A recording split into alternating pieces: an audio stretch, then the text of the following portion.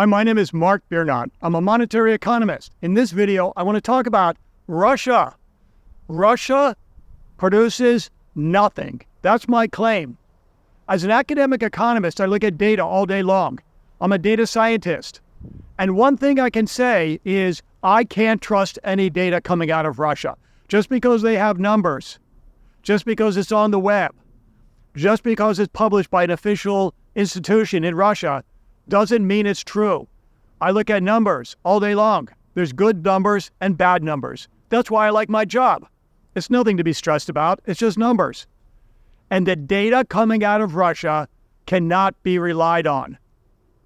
What we have to do is we have to fall back and analyze Russia from a different perspective, from a primary source perspective.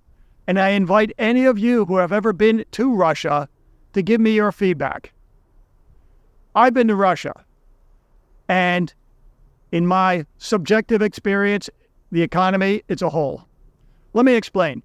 There's three sectors in the economy. You can divide in a lot of ways, 4 or 5 ways. But if you say there's a primary sector, a secondary sector, and a third sector, the primary being agriculture, fishing, and extraction of minerals. The secondary sector being manufacturing. The third being high-level functioning, technology, services, etc.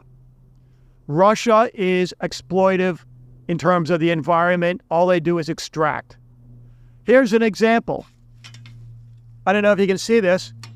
It's the only thing I own from Russia. It's a scythe. I bought it a few years ago. It doesn't compare to this. This is a 100-year-old sickle made in Reading, Pennsylvania. Okay, you can see the inscription here. It's the Colcut Company. It is eons better than Russian steel. This thing is basically, I'm always sharpening it, and it's almost chipping. It's not a high-quality steel. This 100-year-old steel made in America is vastly superior than anything made in Russia. 100 years old, I just sharpen it up and let it go to work. Made in Pennsylvania. This, made in Russia, I can't even use it really. So my point being is this. During the Soviet Union, Russia had a lot of manufacturing. That was a real economy. Although it was a planned economy, they had a lot of engineers, a lot of classical education and engineering and math and science. The current economy, they call it a mixed economy. It isn't a mixed economy. It's an oligarch. Okay? It is not emphasizing skills that they need if it's quasi-planned. And since it's not free market, people are not having the market incentive to educate themselves in that way. They don't manufacture anything, my point is. Anything you see being used and consumed is from the Soviet Union. Those stores, and a lot of it wasn't even made in Russia. A lot of it was made in Ukraine. Those stores and stockpiles are dwindling to almost nothing at this point. And, I mentioned in my last video about the refineries. They won't have the components to replace it. They don't have the know-how. They don't have the ability. All they can do is extract and exploit minerals from the earth. I don't see them using organic farming like they do out in California. Okay? You go and look at all the organic sweet potatoes. They're enormous. They're all from California. They're doing better than the conventional farming. I don't see them like Norway or Iceland doing sustainable fisheries.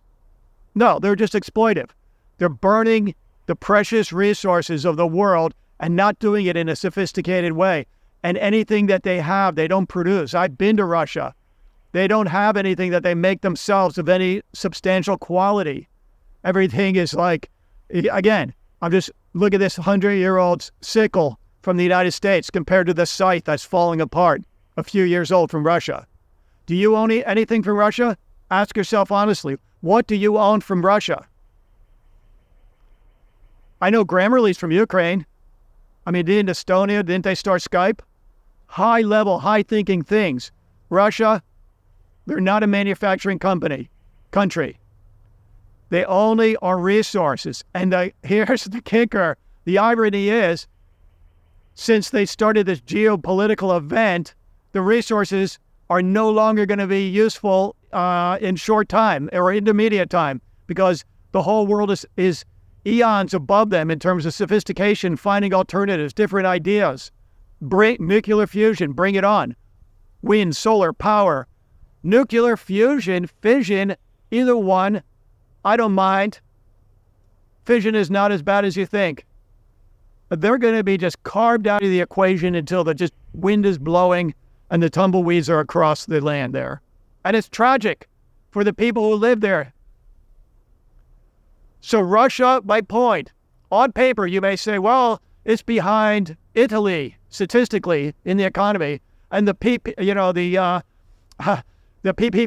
et cetera, per capita GDP, it's like 13,366. That's nothing. I mean, goodness, you can have a small hovel and, a couple potatoes. I don't know what they're sprayed with, those potatoes, because we know that they're not doing. The Russian economy is nothing. If Russia disappears economically, so what? Countries that are rising are countries that are embracing capitalism, embracing freedom, embracing democracy. I look where a product is made and where I buy it. Nothing comes from Russia. My name is Mark Biernat. I'm a monetary economist. Have a great day. Thank you very much.